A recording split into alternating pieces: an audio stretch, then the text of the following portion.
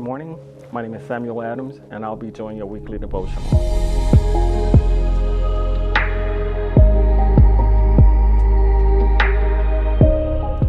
Today, I would like to talk a little bit about unity among saints, unity among fellow Christians.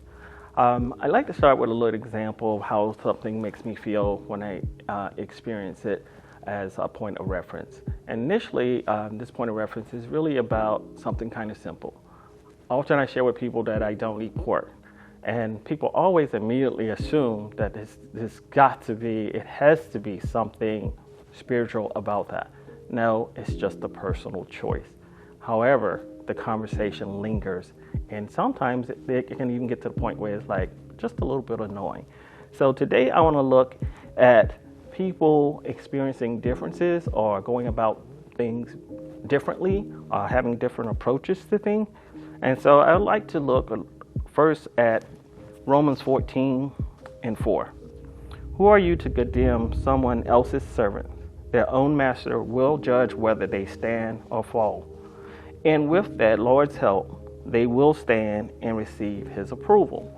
So my takeaway from that was that as we go through life, we're going to come across other Christians that have different perspectives or different views. Some may worship on Saturday, some may worship on Sunday, and it's a heartfelt commitment to that.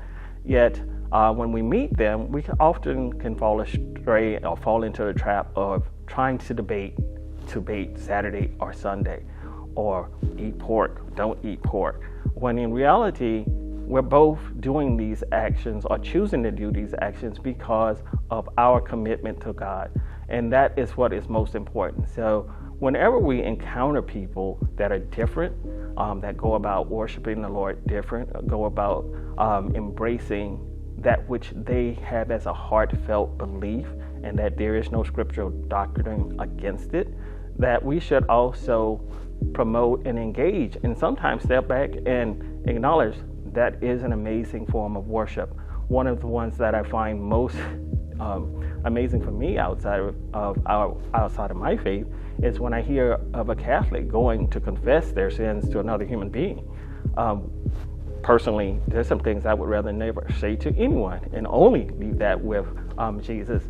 And so when I see that, it is just another form of worship, and they do that with a heartfelt commitment in their form of worship. So I'd like to wrap up and conclude with, for we don't live for ourselves or die for ourselves. If we live, it's to honor the Lord, and if we die, it's to honor the Lord. So whether we live or die, we belong to the Lord. And that is Romans 14:7-8. So I did that. I had to take a little liberty with going through a little liberty of just focusing on those scriptures, but I would encourage you to read that Romans 14 because it does really give an enlightenment as how we can go through life and sometimes push away our fellow Christians just because it's Saturday or Sunday.